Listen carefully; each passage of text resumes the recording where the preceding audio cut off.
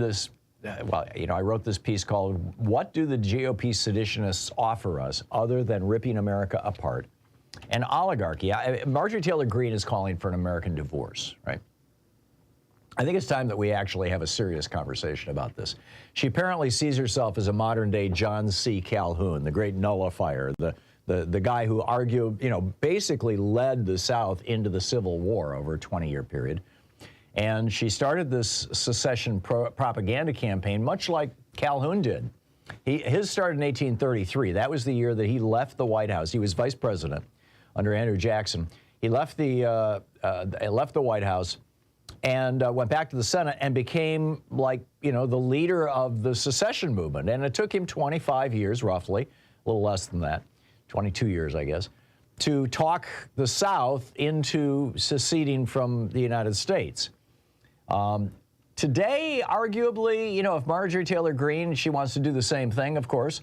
If that's the case, between electronic media providing instant communication and AR-15s being much more efficient killing machines than anything the Confederacy had, apparently the heirs to Calhoun's sedition think they can pull it off a whole lot faster.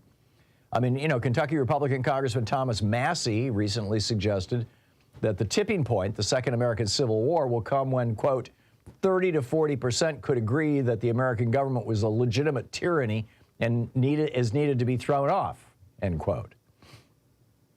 He then openly argues that American fascists should be sufficiently well-armed to take on the U.S. Marines. This is the same guy, by the way, who tweeted a Christmas picture of himself, his wife, and his 3 sons, as I recall, each one cradling an assault weapon, with a caption that said, "Santa, bring more bullets." He said that is those trying to bring down the American government, need to have sufficient firepower without asking for extra permission. It should be right there and completely available to them in their living room, and in order to affect the change, of our form of government. Make no mistake about it. This is sedition. This is anti-American. It's pro-fascist. Yesterday on this program, Congressman Mark Pocan said it was almost treason. I would drop the almost. I mean, Greene even said out loud the part Republicans for 25 years have been trying not to say out loud, which is that they don't think that Democrats should be allowed to vote if they live in red states.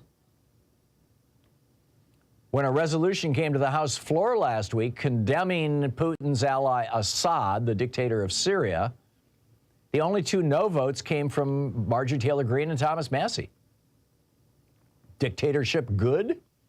Democracy bad. It's an old song. I mean, keep in mind, the Civil War wasn't just about slavery. It was primarily about preserving the wealth of the Southern oligarchs. Now, they made that wealth through slavery. It was the source of their wealth. But they had seized so much power in the Deep South that by the 1840s, the South had ceased to be a democracy, even for white people. In fact, during that one decade of the 1840s, just that one 10-year period, over 800,000 enslaved Africans were brought into the Deep South. 800,000 people. And what this did was it completely disrupted the lives of poor whites in the Deep South, who had had jobs before that working on these plantations. Now their jobs were gone, they were unemployed, and they were having to compete against essentially, or literally slave labor. And they got pissed. They were seriously upset. Like, what the hell happened to our middle class here? A third of the whites prior to 1840 in the South who were not slave owners were middle class, 1/3 of them. That got wiped out in the 1840s. Hinton Helper was a fellow from the South. He moved up to Maryland, and he wrote a book. It was published in 1857 called The Impending Crisis of the South. This was the second best-selling book, the third best-selling book of the entire 19th century, behind Harriet Beecher Stowe's Uncle Tom's Cabin, which was #1, and Democracy in America by Alexis de Tocqueville, which was #2. #3 was The Impending Crisis of the South, and #4 was Trilby, which I write about in my book on Walking Your Blues Away. But in any case, Hinton Helper wrote in 1857, 4 years before the Civil War started, he said, and I quote, "The lords of the lash are not only absolute masters of the blacks, but they are also the oracle and arbiters of non-slaveholding whites, whose freedom is merely nominal and whose unparalleled illiteracy and degradation is purposely and fiendishly perpetuated. End of quote. Abraham Lincoln wasn't even saying that he wanted to end slavery until fully a year and a half into the war. On August 22nd, 1862, he wrote, for an op-ed for the New York Tribune, saying, if I could save the Union without freeing any slave, I would do it. 1 month later, he issued the Emancipation Proclamation, and that's when he kind of officially went on record. But, that was a year and a half into the Civil War. He was just trying to prevent the end of democracy in the United States. He was trying to prevent the South from taking over the North. The South, of course, declared war on the North. So here we are, excuse me, once again, where you've got white working class people all in an uproar about the intersection of race and economics. Why? Well, first off, Reagan gutted the American white middle class. It was 65% of white people when Reagan came into office were in the middle class, and they were there with a single paycheck. Today, it's 45% of white people in the middle class, and it requires 2 paychecks. So, you've got a large chunk of the former white middle class that knows that they've been screwed. And even the white middle class knows that they've been screwed. So then comes along the Republican Party saying to them the exact same thing the Lords of the Lash were saying in the 1850s in the South, which is this is all the fault of the black people. You got to pass a law against this. We got to stop critical race theory. We got to stop teaching black history. We got to stop all this woke stuff. We got to demonize and criminalize Black Lives Matter. But at its core, it's the exact same agenda as the Confederacy, and the exact same game the Confederacy was running in the 1850s and 1840s. It really went on steroids in the 1850s because of all this white anger in the South over losing their jobs. And that is that all this stuff about black people is about distracting white people from the fact that they're being ripped off by white oligarchs who promote racist hatred to deflect anger from themselves.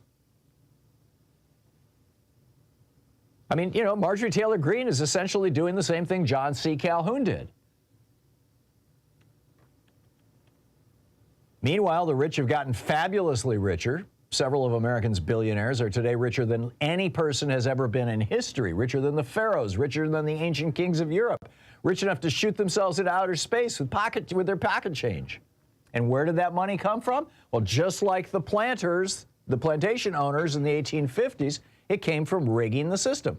It came from 42 years in the modern era. I mean, back then it was slavery. Today in the modern era, it was 42 years of rigging the system with tax cuts, which have transferred $50 trillion out of the pockets of working class people into the money bins of the top 1%.